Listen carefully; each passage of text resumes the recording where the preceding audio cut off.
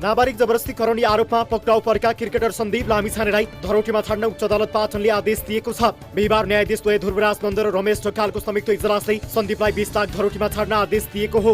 प्रतिवादीलाई मुद्दाको पूर्वपक्षको क्रममा धौत माग गर्ने गरी भएको यस आदेशको प्रकरण संख्या 21 मा उल्लेख भएका कुनै वा सबै शर्तहरूलाई प्रतिवादीले उल्लङ्घन गरेमा निजलाई मुद्दाको पूर्वपक्षको क्रममा धौत माग गर्ने गरी यस इजलासमा भएको पछिल्लो आदेश स्वतः निष्क्रिय भएको मानिनेछ। त्यसरी आदेश निष्क्रिय भएकोमा यी प्रतिवादीलाई मुद्दाको पूर्वपक्षको क्रममा थुनामा राखी जिल्लाले मुद्दाको काम कारबाही र किनारा गर्नुपर्नेछ। ल्याएको अवस्थामा प्रतिवादीले माथि प्रकरण संख्या 21 को विभिन्न खण्डहरूमा उल्लेखित आदेशका शर्तहरूको उल्लङ्घन भएको मानिनेछ र यस सम्बन्धमा दयाको मजबुत इजलासमा निवेदन दिन सकिनेछ। यो भयो। त्यसपछि हजुरको उहाँलाई 20 लाख रुपैयाँ नगदी धरोहर राख्नुपर्ने भयो। यति चाहिँ कन्डिसन भएको छ।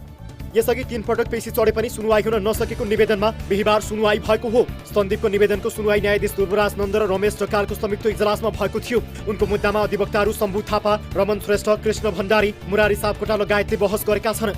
सन्दीप शुक्रबार मात्रै रिहा हुने।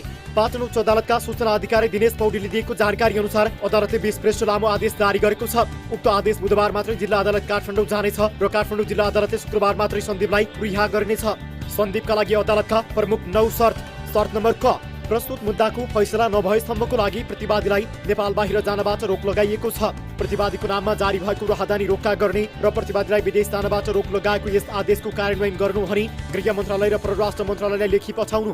शर्त नम्बर ख, प्रस्तुत मुद्दाको जाहेरीकर्ता परिवर्तित 26 वा निजको परिवारका सदस्यको सम्बन्धमा वा प्रस्तुत विचाराधीन मुद्दाको विषयमा कुनै सामग्री प्रसारण गर्न वा विद्युतीय वा सञ्चार माध्यममा वा सामाजिक सञ्जालमा कुनै टिप्पणी वा धारणा व्यक्त गर्न प्रतिवादीलाई रोक लगाइएको छ। शर्त नम्बर ग, आफू सम्बद्ध संस्था वा व्यक्तिहरूबाट जाहेरीकर्ता परिवर्तित 26 सँग भौतिक वा अन्य प्रकारले सम्पर्क वा भेटघाट गर्ने वा जाहेरीकर्ता परिवर्तित 26 वा निजको परिवारका सदस्यलाई कुनै पनि माध्यमबाट कुनै पनि किसिमको डर, त्रास, धाक, धम्की वा दबाब दिने, प्रभावमा पार्ने वा दुरोत्साहन दिने वा सो सम्बन्धी कुनै कार्य नगर्न नगराउन निज प्रतिवादीलाई निषेधात्मक आदेश दिइएको छ। शर्त नम्बर घ, कुनै काम विशेषका कारण प्रतिवादीले काठमाडौँ उपत्यका छोड्नु पर्दा वा छोड्नु अघि जिल्ला प्रहरी परिसर काठमाडौँलाई सोको लिखित जानकारी दिनुपर्नेछ।